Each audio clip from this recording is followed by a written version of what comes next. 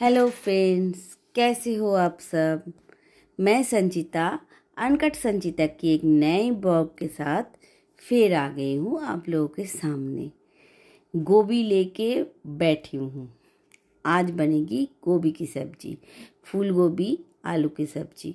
सर्दियाँ अब जा रही हैं, अच्छी तरह से जा रही है। गर्मी शुरू हो गई है। मेरा कपड़ा पहनना देख के आपको समझ में आ रहा होगा, बहुत गर्मी है यार दुर्गापुर में। और अभी बज रहे हैं शाम के 6। मैं सब्जी काटने बैठी हूँ। सब्जी बनाऊँगी, रोटी बनाऊँगी, शाम का खाना बनाऊँगी। तो सोचा आप लोगों के साथ थोड़ी देर बात कर लिया जाए। गोभी को बैठे बैठे काट लेती हूँ, आप लोगों के साथ थोड़ी देर बात कर लेती हूँ। किसी किसी दिन सुबह जिस दिन खाना नहीं बनता उस दिन शाम को खाना बनाना पड़ता है। आज सुबह मेरा तबीयत थोड़ा ठीक नहीं था तो मैंने इतना कुछ बनाया नहीं था, तो शाम को सब्जी लेके बैठ गई। सोचा आलू गोभी की सब्जी बना लेती हूँ। शाम से इतना सिर दर्द था, बिस्तर से उठा ही नहीं गया। बट काम कौन करेगा, बच्चों को पढ़ाई है, बड़ी वाली को ड्यूटी है, हस्बैंड को भी ड्यूटी है, तो मुझे ही करना पड़ेगा। कितना भी तबीयत खराब हो जाए, आपको काम तो करना ही पड़ता है ना। गोभियों को अच्छी तरह से काट लिया है। पता है दोस्तों, गोभी में इस टाइम बहुत सारे कीड़े आ रहे हैं, तो गोभी को बनाने से पहले थोड़ा हल्दी और नमक का पानी में धो लेना बहुत ज़रूरी होती है। तो गोभियों को अच्छी तरह से काट लूँगी, साथ में आलू को भी। मेरी जब शादी हुई थी ना, मुझे एकदम खाना बनाना नहीं आता था। मेरी सास ससुर बहुत गुस्सा करते थे कि इसको तो कुछ आता ही नहीं है। मेरे ससुर ने मुझे बहुत सारा खाना बनाना सिखाया, सास ने भी सिखाया। मैं ज़्यादातर खाना बनाना ससुराल में आके ही सीखी हूँ, क्योंकि 16 साल में शादी हुई थी, मुझे खाना बनाना आता नहीं था। पढ़ते पढ़ते मेरी शादी हो गई थी। धीरे धीरे डांट खाते खाते फिर जाके खाना बनाना सीखा। अभी अच्छा खाना बना लेती हूँ मैं, ठीक ठाक ही बनता है। सब तो बोलते हैं अच्छा बनता है। गोभी के जो डंठल है ना, उसकी भी बहुत अच्छी सब्जी बनती है, मैं बहुत बनाती हूँ। चलो, गोभी काटते काटते आप लोगों से बात तो हो जाती है। ब्लॉग करने का एक और ही मज़ा भी है। कम से कम सब्जी काटते काटते, मसाला पीसते पीसते, घर का काम करते करते आप लोगों से बात हो जाती है। नहीं तो सारा दिन तो मैं किसी से बात ही नहीं कर पाती हूँ, तो आप लोगों से बात कर लेती हूँ। पता नहीं 30 साल की ज़िंदगी कैसे कट गई धीरे धीरे। जब बच्चे छोटे थे, उनके पीछे भागते भागते, उनका स्कूल, उनका टिफ़िन, उनका सारा काम करते करते पता ही नहीं चलता था ज़िंदगी कैसे कट जाती थी। हस्बैंड की ड्यूटी। अभी ऐसा लगता है कि बहुत टाइम है मेरे पास, बात करने का टाइम नहीं है। बाकी सब कुछ है, खालीपन सा एक महसूस होता है कई बार। किससे बात करूं, क्या बात करूं। सारा दिन घर का काम ये सब करती हूँ और आप लोगों से बड़बड़ाती रहती हूँ। ज़िंदगी जब बुढ़ापा आ जाता है, एज बढ़ जाता है, कितना खालीपन आ जाता है ना ज़िंदगी में।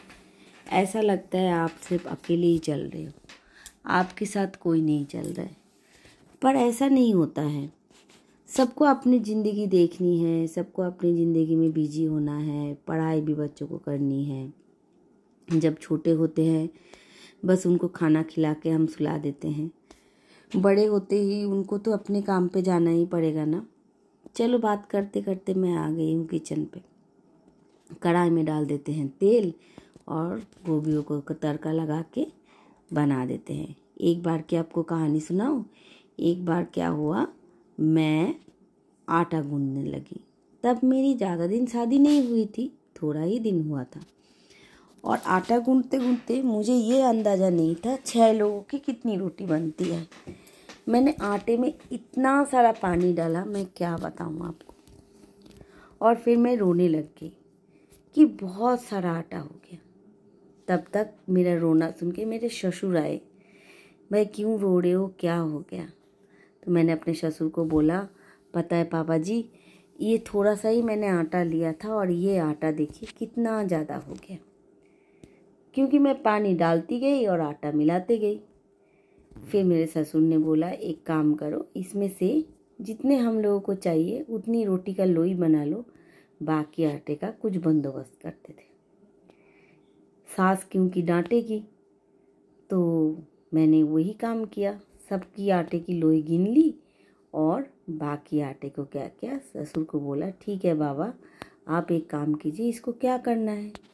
तो बाबा ने बोला पास में गाय का जो खाना खाने का जगह होता है ना वो है, उसमें डाल के आती हूँ। गाय भगवान की सेवा भी हो जाएगी और तुम्हें डांट भी नहीं पड़ेगी। बाबा ने मुझे ज़िंदगी में बहुत हेल्प किया, मेरे ससुर ने। ऐसे छोटी छोटी बहुत सारी कहानियाँ हैं जो मुझे अभी खाना बनाते टाइम याद आती है, तो हंसी भी आता है, रोना भी आता है। बाबा नहीं है अब हमारी ज़िंदगी में।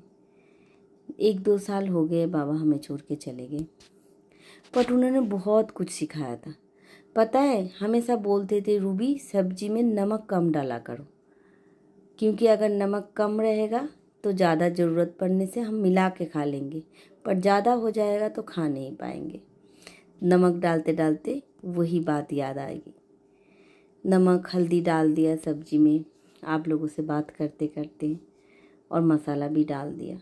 सब्जी को हिला के ढक दूँगी, उसके बाद कोई और काम करने जाऊँगी।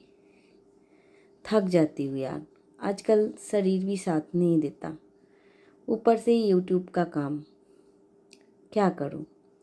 सुबह बहुत सारे सब्जी आए हुए थे, उन सब्जियों को भी मैंने सोचा छांट के और फिर फ्रिज में डाल देती हूँ, क्योंकि फ्रिज में नहीं रखूँगी तो ख़राब हो जाएगा। तो उस तरफ सब्जी मेरी पकने लगी और मैंने इस तरफ फ्रिज में सब्जी डालना शुरू कर दिया।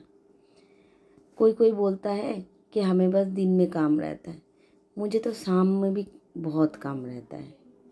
इतना बड़ा परिवार है, एक टाइम खाना बना के भी नहीं चलता, काम करके भी नहीं चलता, दोनों टाइम काम करना पड़ता है, तब जाके ये परिवार चलता है। सबको लगता है पैसे वाली है, मेड सर्वेंट होगा जो सारा काम करती है। नहीं करते यार, घर की औरतें अगर काम ना करे तो कैसे चलेगा, बाहर के लोगों से काम नहीं चलता। देखो बात करते करते फ्रिज में सामान भी रख दिया और ये चीज़ें समेटने भी लग गई, और मेरी बूजो देखिए मेरे पीछे पीछे घूम रहे हैं और बच्चे पढ़ रहे हैं। सोचा सब काम हो गया, थोड़ा इस जगह पे झाड़ू लगा लूँ।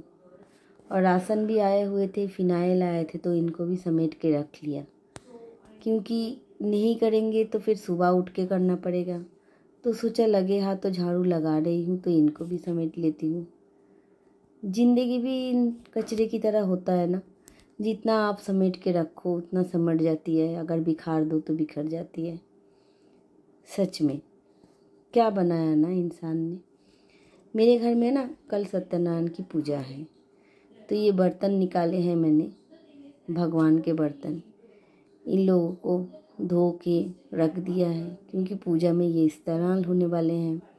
हस्बैंड को कुछ हेल्प करने के लिए बोला, वो कुछ बात करके फिर निकल गए, तो मैंने सोचा आप लोगों से बात करते करते मैं भगवान के बर्तनों को समेट लेती हूँ, क्योंकि ये भी तो एक काम है, बोलो करना तो पड़ेगा ना।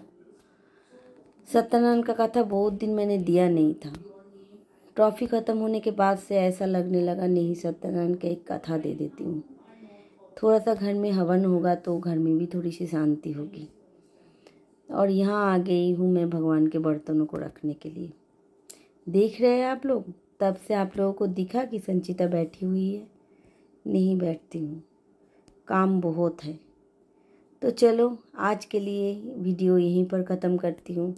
आप लोगों को मेरा ये बिज़ी लाइफ अगर अच्छा लगा तो लाइक कमेंट एंड सब्सक्राइब कीजिएगा, चैनल को बेल ऑल कर दीजिएगा, नया मेरा वीडियो आएगा तो आप लोगों के पास नोटिफिकेशन पहुंच जाएगा।